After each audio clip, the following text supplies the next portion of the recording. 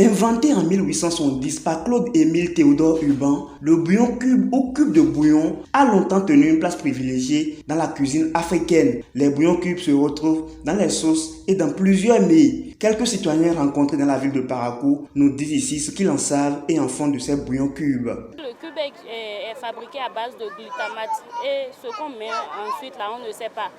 Donc, du moins, on ne sait même pas ce qu'on met dedans et puis tu utilises, c'est autre chose. Après, c'est tension, quoi. En tout cas, moi particulièrement, je n'utilise pas trop de cubes comme ça. L'utilisation du cube à la cuisine, c'est bon d'une part, mais certaines femmes jasaient sur le cube pour pouvoir donner le goût de la sauce, alors que ça a des conséquences que ça donne. À la recherche d'un goût extrême dans leurs aliments, les populations préfèrent l'utilisation du cube de bouillon pour donner une plus grande saveur à leurs sauces ou à leurs aliments. Réputés être un catalyseur de saveur, pourtant, leur consommation enregistre de nombreuses conséquences pour l'organisme humain. La plupart de nos concitoyens ne mesurent pas un peu la gravité du danger auquel ils s'exposent suite à la consommation de ces bouillons cubes ou bien glutamate de sodium.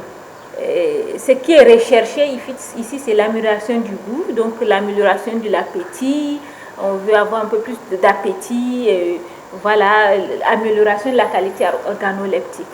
Et malheureusement, ce n'est pas anodin pour notre santé. Parce que en consommant ces glutamates de sodium-là, nous développons une sorte d'addiction. Donc quand on consomme, on ne peut plus s'en passer, et puis voilà, ça devient un cercle vicieux qui est difficile à rompre.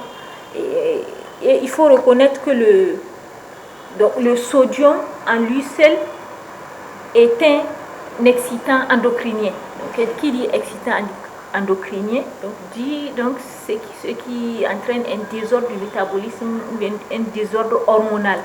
Eu égard à ces conséquences, il existe des recettes pour booster le goût d'un mets sans faire recours à ces bouillons. Nous avons un répertoire qui est assez large. Par exemple, les crevettes séchées et fumées peuvent bel et bien remplacer ces bouillons cubes.